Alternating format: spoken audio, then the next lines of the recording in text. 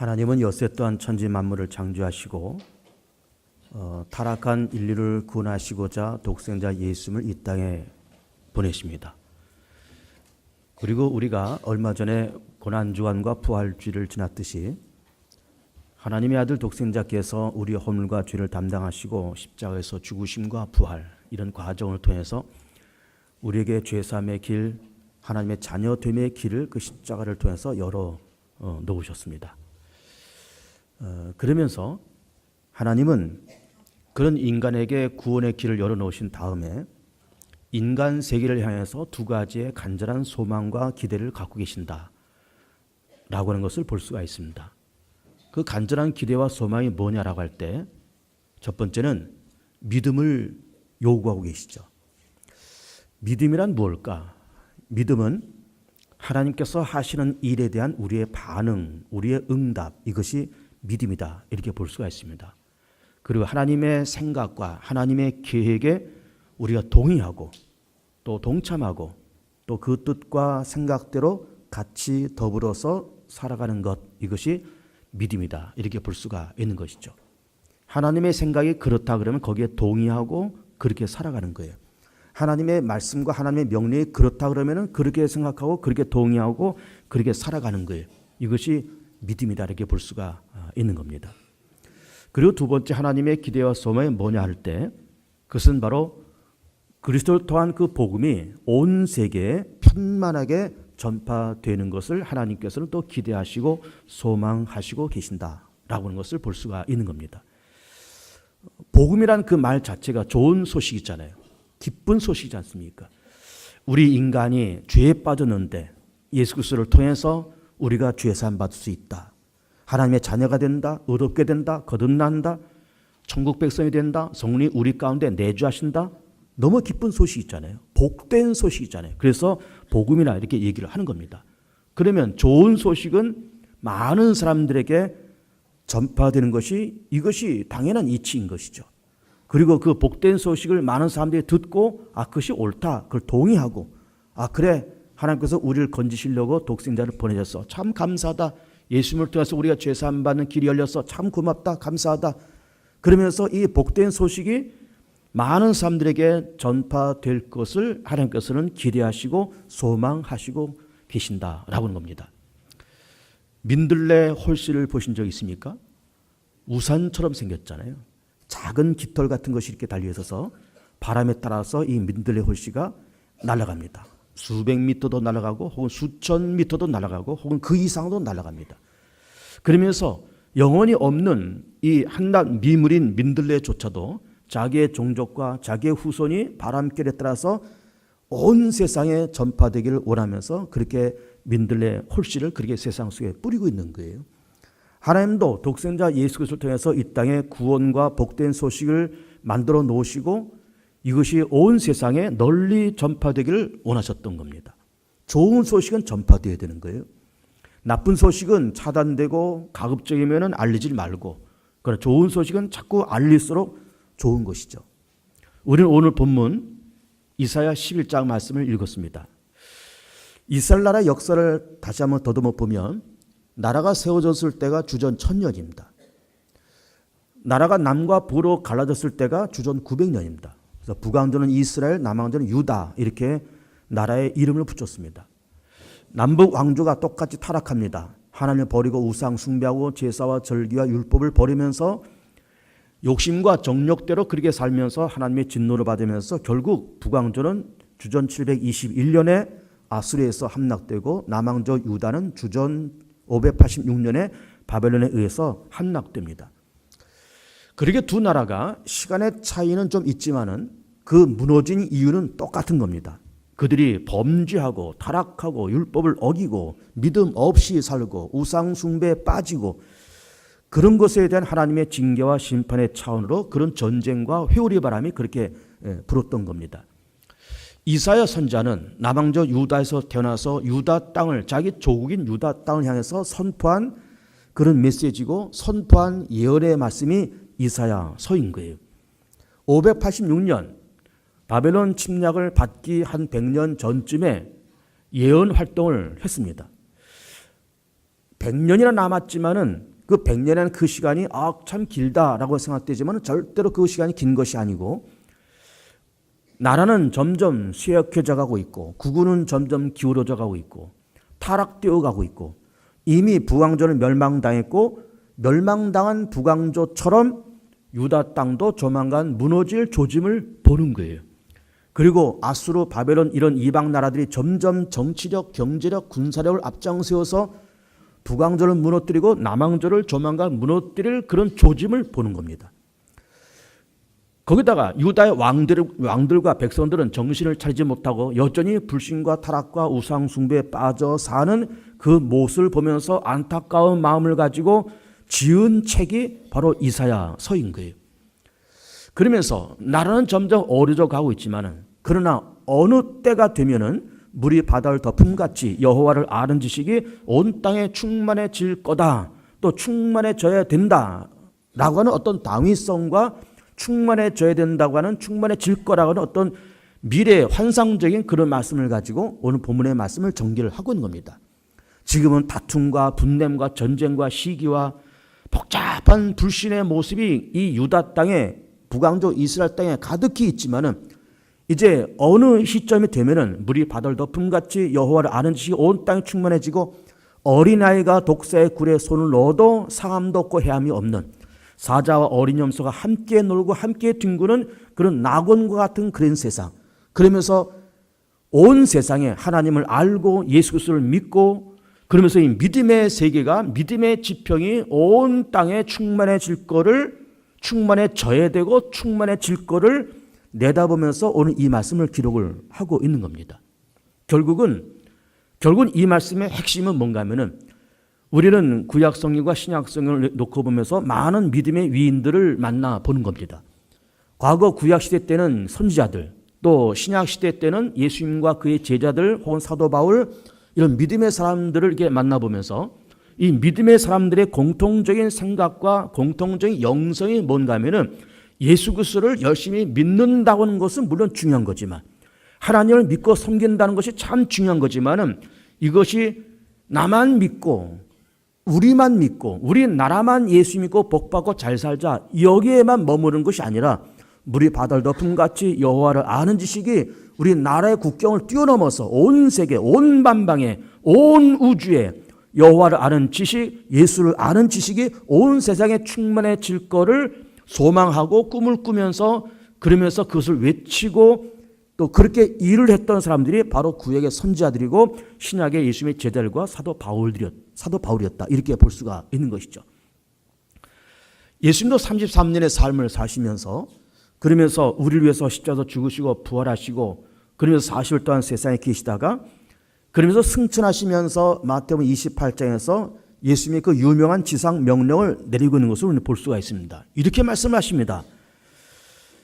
내가 하늘과 땅의 모든 권세를 가졌으니 그러므로 이제는 너희는 모든 민족으로 제자를 삼아서 아버지와 아들과 성령의 이름으로 세례를 주고 내가 너에게 분부한 모든 명령을 가르쳐 지키게 하라.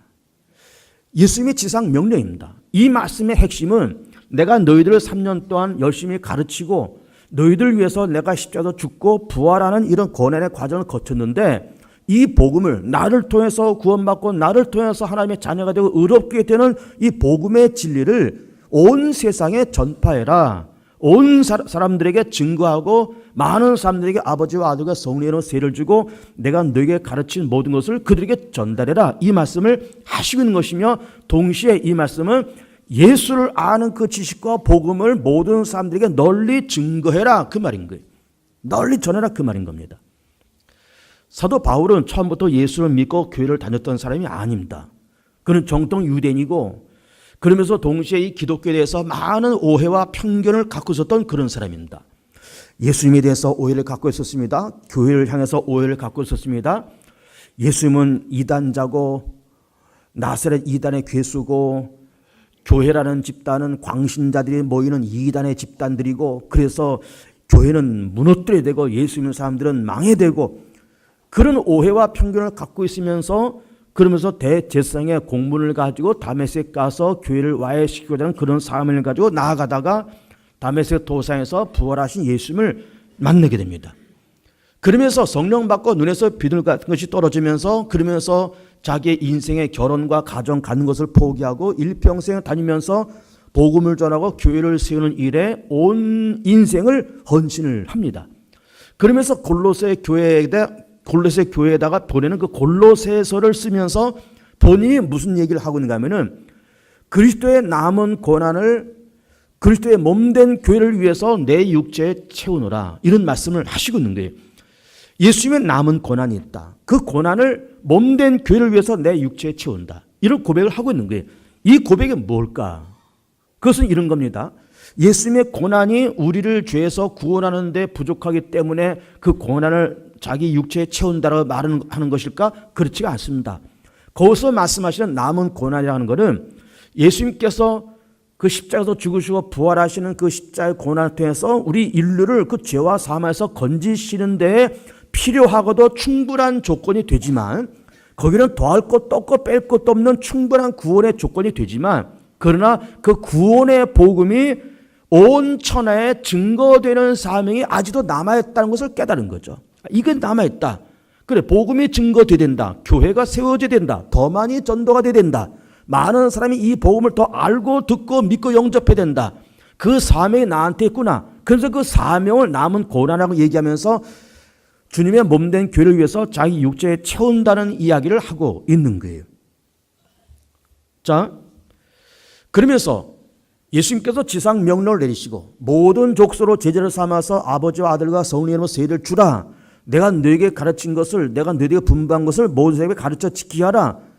결국은 이 예수님께서는 당신을 통한 구원의 복음이, 당신을 통한 이 의롭게 된 이 구원의 복음이 만천하에 속히 전달되기를 예수께서 원하셨고, 이 사명을 깨달은 예수님의 제자들과 사도 바울이 그 사명을 완수하고자, 그 사명을 감당하고자 정말로 자기들의 사적인 생활과 그 모든 것을 포기하고 복음 전하고 교회를 세우는 일에 일평생을 헌신하고 투신했던 거예요. 그래서 예루살렘부터 시작된 그 구원의 복음이 사도행전에 있는 말씀처럼 예루살렘과 유대와 사마리아와 땅끝까지 이르러서 복음이 증거되는 그런 역사가 시작이 된 겁니다. 그러면서 정말로 예루살렘에서 이제는 로마로, 로마에서 영국으로, 영국에서 미국으로, 미국에서 아시아로 이렇게 넘어오면서 이 복음이 예루살렘에서 지구를 한 바퀴 돌면서 미국 땅을 거쳐서 태평양을 건너 이 조선 땅에 오기까지 무려 1800년이라는 시간이 걸렸습니다. 1800년. 우리 조선 땅에 기독교 복음이 들어온 것은, 카톨릭은 1784년에 카톨릭이 들어왔고 개신교는 1884년에 개신교가 이 조선 땅에 들어왔습니다. 그러면서 우리는 개신교 역사만 놓고 본다 그러면은 130년의 선교 역사를 갖고 있는 겁니다. 그러면서 우리 대한민국은 5만 개의 교회가 지금 세워져 있고 성도 1000만의 성도를 갖고 있는 겁니다.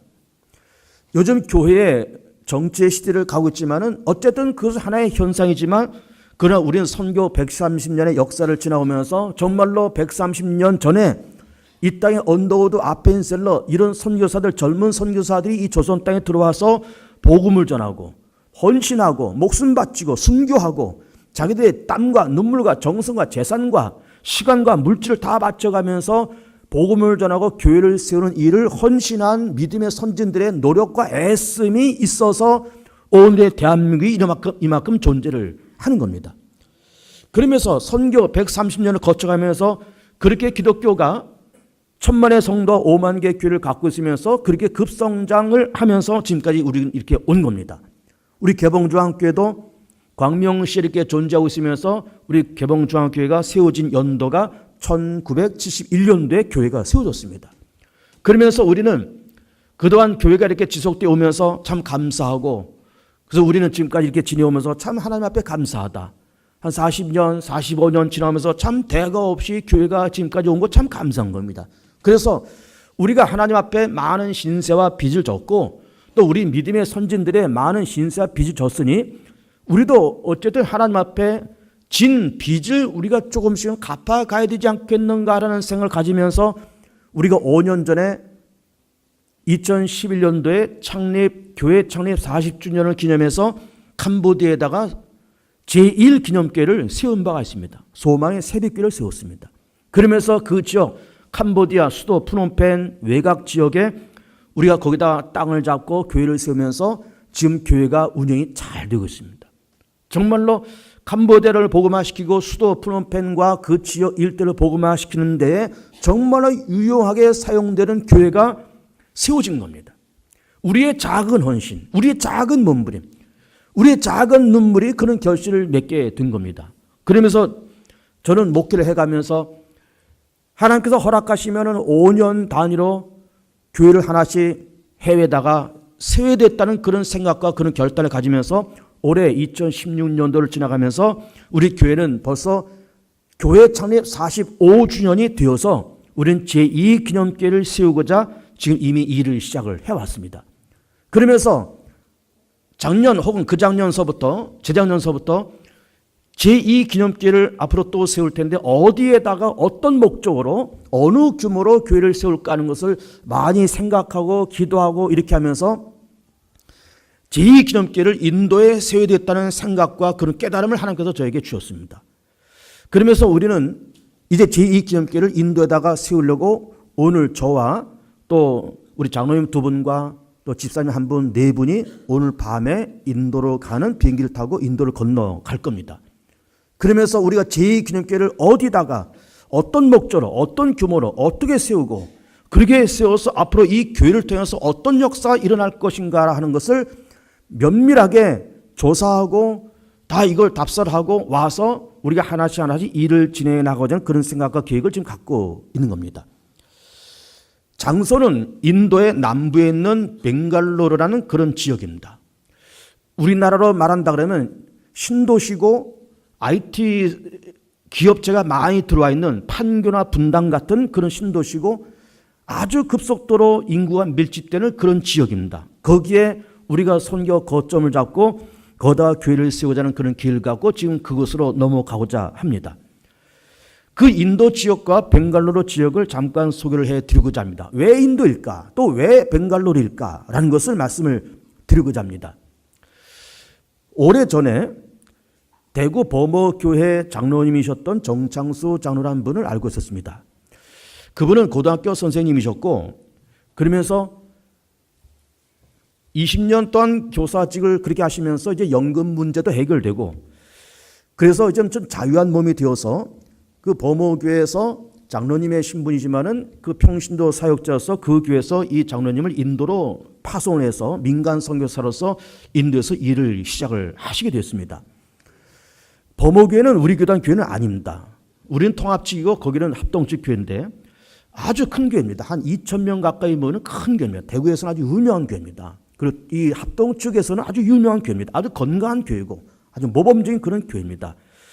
그분을 알고 있었고 그러면서 그분이 인도에서 성공적으로 그렇게 사회를 하고 있다는 소식을 들으면서 저희가 그분을 통해서 여러 가지 인도와 벵갈로르에 대한 선교의 정보를 쭉 들으면서 그래서 우리가 그분의 소개와 그분의 가이드를 받으면서 인도에다가 교회를 세우고자 하는 그런 계획을 작년과 재작년서부터 이렇게 갖고 있으면서 추진을 해 나가고 있는 겁니다. 그분을 몇 번 제가 만난 바가 있습니다. 만나서 인도에 대한 이야기도 들어보고 또 대구에 있는 범어교회 얘기도 들어보고 또 벵갈로르라는 지역이 어떤 지역인가라는 것도 들어보고 그러면서 여러 가지 정보를 얻으면서 그러면서 그 지역으로 가자. 그러면서 인도로 그렇게 생각과 계획을 그렇게 잡아본 겁니다. 벵갈로르라는 지역은 말씀드린 것처럼 인도의 어떤 신도시고 IT 산업이 집약된 아주 이 경제와 산업이 활성되고 인구가 집중되는 그런 큰 도시입니다. 큰 도시입니다. 그럼 또 왜 인도일까라는 생각을 하게 됐습니다. 왜 인도일까? 지금은 미국을 넘어서 중국이 제2강대국으로 성장해 왔지 않습니까? 이미 한 10여 년 전부터 한 20년 전부터 중국은 벌써 제2강대국으로서 세계 속에서 그렇게 우뚝 쓴 겁니다. 그래서 지금은 중국의 시대고 메드 인 차이나가 세상을 뒤덮는 그런 시대가 되었습니다. 그러면서 경제, 군사, 정치적인 막강한 힘을 가지고 중국이 그렇게 일어섰습니다. 참 좋은 현상이죠. 그런데 중국이 그렇게 경제, 군사적으로 그렇게 발전되고 부흥된 이유는 딴 데 있지 않습니다. 그것은 바로 기독교 선교와 함께 경제와 정치가 중흥된 거예요. 제가 지난주에 그 부활의 현재화라는 그런 제목의 서론을 드리면서 지난주에 제가 어떤 말씀을 드는가 하면은 믿음의 파동과 우리의 인생의 파동이 비례한다. 이런 말씀을 드린 바가 있어요. 그 믿음의 파동이 떨어지면 우리 인생의 파동도 떨어지고 믿음의 파동이 올라가면 우리 인생의 파동도 올라간다. 그래서 이것이 비례한다. 같이 올라가고 같이 내려간다. 그런 말씀을 드린 바가 있습니다. 똑같이 나라도 똑같습니다. 나라도 그 나라의 믿음의 파동과 그 나라의 경제, 정치, 군사의 파동이 같이 갑니다. 그래서 중국이 그렇게 경제, 정치적으로 그렇게 크게 성장할 때 사실 그 밑바닥에는 무엇이 있었는가 하면 기독교의 복음의 파동이 있었던 거예요. 선교의 파동이 있었던 겁니다. 그러면서 그 복음과 선교의 파동이 결국 중국의 경제와 정치의 파동을 밀고 올라간 거예요. 그러니까는 중국이 큰 나라이기 때문에 그렇게 정치로 경제로 그렇게 올라갔다. 중국이 인구가 많아서 그렇게 됐다. 물론 그것도 하나의 이유가 되겠지만 그 기저에는 그 밑바닥에는 믿음의 파동이 있었고 선교의 파동이 있었고 복음의 파동이 그렇게 있었던 겁니다. 그래서 그렇게 중국의 정치 경제로 그렇게 G2가 됐지 않습니까? 미국과 더불어서 이제는 거대한 G2가 되는데 그럼 앞으로 이 G2의 역할을 감당하는 제2의 중국을 감당할 만한 나라가 어딜까라는 것을 보면서 그것이 인도라는 생각과 그런 깨달음을 갖게 된 겁니다. 빠르면 10년, 늦어도 20, 30년 후에는 인도가 중국을 뛰어넘는 정치, 경제, 문화에 뛰어넘는 그런 나라가 될 것을 바라보면서 그렇다 그러면 우리는 이제 제2 기독교를 인도대에 세우자. 그리고 정창수 장로님의 안내와 가이드를 받으면서 그 벵갈루루 지역에 우리 기독교를 세우자는 그런 생각과 계획을 지금까지 갖고 온 겁니다. 여기까지 오기까지가 무려 한 2, 3년이 걸렸습니다. 아직은 우리가 구체적으로 땅을 사고 삽질을 해서 우리가 교회를 세우고 그렇게 한 건 아니지만 생각과 계획이 여기까지 오기까지가 벌써 2, 3년의 시간이 벌써 흘렀습니다. 2, 3년. 2, 3년 전부터 계획과 생각을 그렇게 갖고 있었던 거예요. 그러면서 그분과 함께 정창수 장로님과 만나고 이메일로 여러 가지 정보를 주고받고 그리고 또 그 정창수 그 장로님을 통해서 인도 현지 목사인 락시만 목사님을 또 소개를 받았어요. 락시만 목사님. 우리 주보에 락시만 목사님 있지 않습니까? 우리 교회가 돕는 교회와 기관에 인도 락시만 목사님을 권사해서 돕고 있습니다. 이 락시만 목사님이 누군가 하면 인도 현지 사람이고 정창수 장로님을 통해서 소개받은 인도에 있는 집시 교회를 담임하는 인도분입니다. 이분을 또 소개받아서 이분과도 또 메일을 주고받으면서 또 인도에 대한 어떤 선교의 정보와 또 교회 건축에 대한 정보를 계속 지금 주고받고 있는 중입니다. 여기까지 온 거예요. 이것이 벌써 2, 3년이 흐른 겁니다. 그래서 오늘 우리는 인도의 제2기념교회를 세우기 위해서 오늘 우리는 저와 더불어서 네 분이 인도의 촛발을 떼면서 거기서 이곳 저곳을 둘러보고 벵갈루루 도시 또 정창수 장로님이 선교하는 지역 락시만 목사님이 선교하는 지역 그리고 또 앞으로 어디다가 교회를 어디에 어떻게 어떤 효과와 어떤 규모의 교회를 세우고 이후에 어떤 영향력이 올 것인지를 한번 진단해 보는 작업을 하러 오늘 밤에 인도로 출발을 합니다. 여기까지 우리가 지금 온 겁니다. 여기까지. 자, 그러면은 우리는 이런 생각을 해봅니다. 굳이 그렇게 우리 교회가 그렇게 그렇게 거금을 들여서 캄보디아에다가 인도에다가 교회를 세우고 그들을 지원하고 우리 굳이 그런 일을 할 필요가 있을까라는 생각을 해볼 수 있습니다. 그러나 이거는 그렇게 해야 되는 이유가 두 가지가 있습니다. 두 가지가 있습니다. 첫 번째는 주님이 그걸 하라고 말씀하시니까 너희는 온 모든 족속으로 제자를 삼아서 아버지와 아들과 성령의 이름으로 세례를 주고 내가 너에게 명령한 모든 것을 가르쳐 지키게 하라고 하는 예수님의 지상 명령을 우리가 따라가기 위해서 그렇게 하라고 말씀하시니까 모든 민족으로 제자를 삼으라고 말씀하시니까 그것이 우리 교회의 사명이니까 전도와 선교와 교회의 사명이니까 그걸 하는 거예요. 명령이고 사명이니까 하는 겁니다. 그런데 더 중요한 것은 두 번째 이유가 더 중요합니다. 그것이 뭔가 하면은 우리는 개인적으로도 봐도 그렇고 우리는 교회의 공동체적인 면으로도 봐도 그렇고 국가라는 단위를 놓고 봐도 그렇고 우리는 너무너무 우리는 은혜와 신세와 빚을 많이 지고 우리는 지금 살고 있는 거예요. 은혜와 신세와 빚을 너무 많이 지고 살고 있습니다. 여러분 아이들이 부모한테 효도하고 그러면서 철들기 위해서는 뭘 아이들이 깨달아야 되는가 하면은 자기들이 부모로부터 진 빚이 많고 부모로부터 진 신세와 은혜가 너무 크다. 내가 부모님으로부터 너무 많은 빚을 졌다라고 하는 것을 깨달을 때부터 철드는 것이고 그것을 깨달을 때부터 그때부터 부모를 효도하게 되어 있는 거예요. 그 전에는 아무것도 모르면은 효도도 안 하고 공경도 안 하고 부모도 인정하지 않고 그냥 제잘나서 지금까지 살아온 것처럼 그렇게 살아가는 거예요. 그리고 어느 날 퍼뜩 깨달으면서 아 그래 내가 지금 이만큼 성장하고 이만큼 공부도 하고 이만큼 내가 커서 뭐 장가도 가고 뭐 직장도 구하고 이렇게 된 거는 참 내 뒤에서 우리 부모님의 눈물과 땀과 헌신이 크셨지. 내 부모님으로부터 내가 많은 신세를 받았지. 은혜를 입었지. 이걸 깨달을 때부터 철드는 것이고 그거를 깨달을 때부터 효도를 하는 거예요. 효도하라고 뭐 공경하라고 어버이날 뭐 꽃 한 송이 사달라고 너 부모한테 공경해달라고 부모가 강요해서 그 효도가 되겠습니까?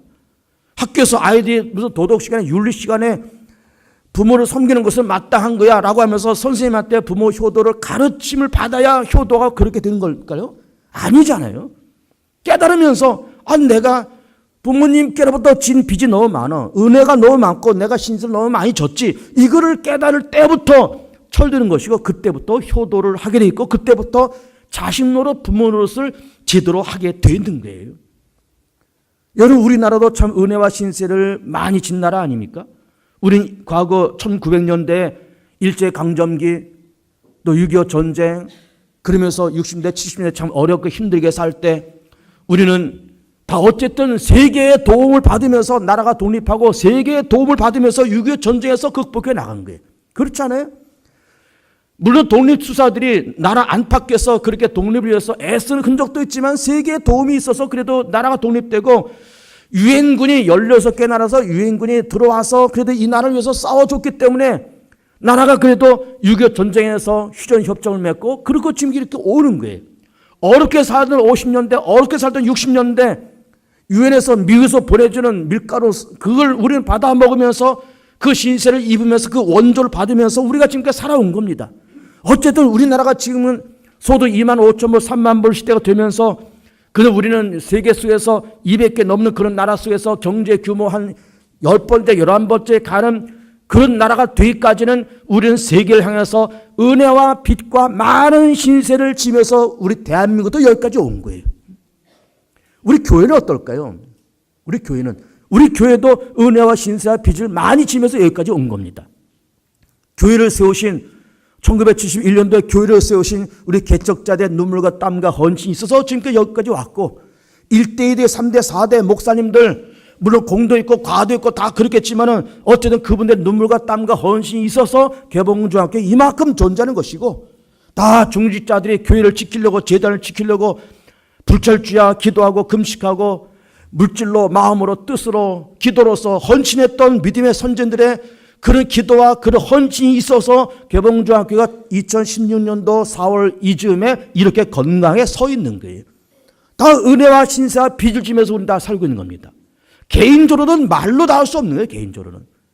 우리가 무엇이 간데 우리가 도대체 뭔데 하나님께서 우리를 선택해 주셨을까요? 우리가 뭔데 하나님께서는 우리를 건지려고 독생자 예수님을 십자가에서 못 박아서 죽게끔 만드셨을까요? 우리가 뭔데 우리를 건지고 당신의 아들을 십자가에 내어주는 데까지 우리를 그렇게 사랑하셨을까요? 그렇잖아요. 여러분 구속이라는 개념은 바꾼다는 말입니다. 바꾼다는 말이에요. 우리는 구원받았다 구속받았다 그런 말을 많이 하지만 구속이라는 말은 굉장히 의미 깊은 신학적인 말입니다. 바꾼다는 말이에요. 하나님은 당신의 아들을 십자가에 내어던지고 우리를 죄와 사함에서 건집니다. 바꾸는 것 아닙니까? 당신의 아들은 죽게끔 내버리고 참 우리는 죄와 사망으로 우리는 죽을 수밖에 없는 우리들을 죄와 사망에서 건지는 거예요. 우리는 살리고 당신의 아들은 죽이는 거예요. 이게 구속인 겁니다. 이게 맞바꾸는 거예요. 우리가 그렇게 맞바꿀 만큼 우리가 그만큼 대단한 존재일까? 대단한 존재 아니잖아요. 내가 뭔데 개방중학교 담임 목사를 하겠습니까? 우리가 뭔데 하나님의 자녀가 되겠습니까? 우리가 뭔데 하나님의 나라를 유혹을 받느냐고요. 우리가 뭔데 천국에 들어가는 그런 시민권을 우리가 얻느냐고요. 하나님의 일방적인 사랑, 하나님의 일방적인 선택, 하나님의 일방적인 구원으로 말미암아서 우리가 이렇게 선택받았고 하나님의 자녀가 됐고 예수님을 통해서 구원받은 것이 너무너무 감사하고 그런 차원으로 생각한다 그러면 우리는 하나님 앞에 성삼위 하나님 앞에 진 빛과 은혜와 신세가 말로 다 할 수 없이 많은 거예요. 정말 찬송가에 가사에 있는 것처럼 하늘을 두루마기 삼고 바다를 먹물 삼아서 하나님께서 우리에게 베풀어 주신 그 은혜와 사랑을 다 기록한들 다 기록할 수 없을 만큼 우리에게 베풀어 주신 사랑과 은혜가 너무너무 크고 중대한 겁니다. 그러면 우리는 적어도 양심 있는 사람 같으면은 은혜와 신세를 많이 줬다. 빚을 줬다. 빚을 줬다는 것은 죄가 아니에요. 은혜와 신세를 많이 줬다는 것도 죄가 아닙니다. 그러나 그걸 진 줄 알면 철이 들어서 내가 신세를 많이 졌어. 부모로부터 신세를 많이 졌지. 나 같은 것을 어떻게 하나님께서 당시에 백성 삼으셨을까? 너무 감사하다. 깨닫는 것도 물론 중요하지만은 철들어서 깨닫고 그 은혜와 신세와 빚을 내 몸을 다 바친다 한들 다 갚을 수 없지만 부모님께로 받은 은혜를 우리가 어떻게 다 갚겠습니까? 우리가 예수님의 그 십자가의 공로에 대해서 우리가 어떻게 다 갚을 수 있겠느냐고요. 우리가 구원받고 선택받았다고 하는 이 사실을 어떻게 우리가 다 갚을 수 있겠습니까? 다 갚을 수 없지만 만분의 일, 천만분의 일도 우리는 다 갚을 수 없지만 어쨌든 그 은혜와 신세를 잊지 않고 천만분의 일, 일만분의 일에도 좀 갚겠다고 하는 그 소박한 생각과 몸부림이 이게 중요한 겁니다. 이게 중요한 거예요. 은혜와 신세를 갚는 차원에서 우리는 1기념기를 쓰고 2기념기를 써나가고 앞으로 장차 3기념기, 4기념기를 기획하고 추진을 해나가고 있는 게 신세를 너무 많이 줬으니까 하나님께로부터 은혜를 너무 많이 입었으니까 빚을 많이 줬으니까 그렇게 하면서 우리가 캄보디아에다가 인도에다가 교회를 하나 둘 세워서 하나님께로부터 지은 빚을 우리가 다 갚을 수 있을까? 못 갚습니다.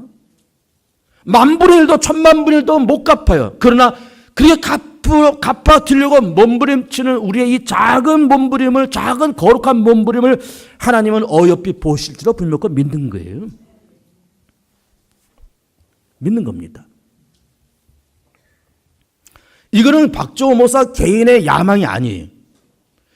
그런 오해도 그런 편견도 갖지 마십시오. 목사님이 교회 여기저기 세워서 이렇게 폼 잡으려고 그러시는 거 아니에요. 박정호 목사의 욕심도 아니고 내 야망도 아니고 욕심도 아니고 이거는 하나님 앞에 진 빚이 우리가 다 많기 때문에 그 은혜와 신세를 갚는 차원에서 소박한 우리의 몸부림인 거예요. 하나님의 야망이고 우리 교회의 야망이지 박정호 목사 개인의 야망은 아닌 거예요. 눈물과 땀과 헌신을 다하면서 이 일을 우리가 완성해서 이것이 기간이 얼마가 걸릴지는 모르겠습니다. 이제 가봐야 아는 거예요. 이제 오늘 밤에 가서 이제 쭉 한 바퀴 돌아보면서 우리가 기도하고 하나님의 뜻을 알면서 이게 시작하면 얼마나 걸리겠다. 기간이 얼마나 걸리겠다. 돈이 얼마나 되겠다. 이걸 위해서 우리가 흘려야 될 눈물과 땀 이만큼 있어야 되겠다라고 하는 것을 이번에 답사 갔다 와서 다 이제 계산이 나올 겁니다. 자금이 얼마나 들어갈 거냐라는 것도 아직 계산이 안 돼요. 안 됩니다. 그러나 어쨌든 그 일을 우리는 가슴에 품고 이 일을 시작하고 완성을 해보려고 그러는 겁니다. 생각으로 동참하시고 기도로 동참하시고 마음으로 동참하시고 관심으로 동참하시고 눈물로 동참하시면서 하나님의 거룩한 사역에 함께하는 여러분들이 되시기 바라고 그렇게 하면서 우리가 진 빚을 은혜와 신세와 빚을 많이 지면서 우리가 여기까지 왔는데 이 작은 몸부림을 해가면서 그 은혜와 신세의 만분이라도 천만분이라도 갚을 수 있는 것이라 그러면은 우리는 그것이 가치 있는 일이 아니겠냐 이 말. 그 가치 있는 일이다. 가치 있는 일을 위해서는 우리는 목숨을 걸 필요도 있지 않냐 이 말이에요. 우리는 복을 많이 받았습니다. 우리 개인으로도 복을 많이 받았고 우리 교회도 복을 많이 받았고 대한민국도 복을 많이 받았습니다. 먹을 것이 없어서 세계 최빈국이었던 대한민국이 6.25 전쟁 끝나고 나서 세계 최빈국이었던 대한민국이 원조 받는 나라였는데 미국에서 보내주는 밀가루를 얻어 먹으면서 살아왔던 우리 세대였는데 우리 2016년도를 지나가면서 200개 넘는 세계 속에 200개 넘는 나라 가운데서 10번째, 11번째 가는 그런 나라가 된 거예요. 정치력, 경제력 모든 것이 다 10번째쯤 가는 그런 나라가 된 거 하나님의 은혜 아닙니까? 너무 많은 신세를 진 것 아닙니까? 너무 잘 사는 것 아닙니까? 너무 복을 많이 받았잖아요. 세상에서는 혹은 부모나 학교 선생님들은 우리들한테 여러 가지 좋은 것을 많이 가르칩니다. 공부해라. 돈 많이 벌어야 된다. 자수성가해야 된다. 성공해라.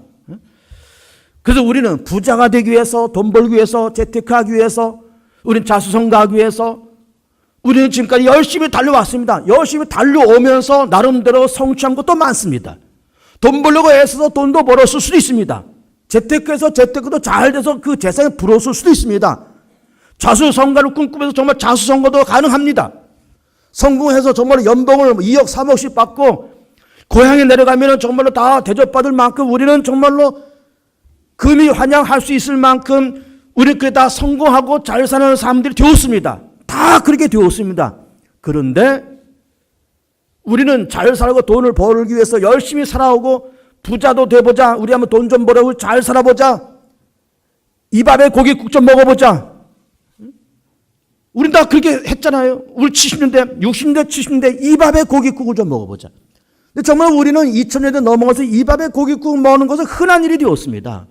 그렇게 우리는 잘 사는 나라가 되었으면 그 다음에는 어떻게 될 건가라는 것을 생각해 봐야 돼요. 복을 많이 받았습니다. 성공했습니다. 그 다음에는 어떻게 될 것인가? 그런데 그 다음에는 어떻게 할 거냐는 것을 세상에서 말하지 않습니다. 가르쳐 주는 사람도 없습니다. 부자 되라고 말하지 부자 된 다음에 어떻게 하라고 가르쳐 주지 않습니다. 돈 벌어라 그렇게 말하지 돈 번 다음에 어떻게 써라는 것을 가르쳐 주질 않아요.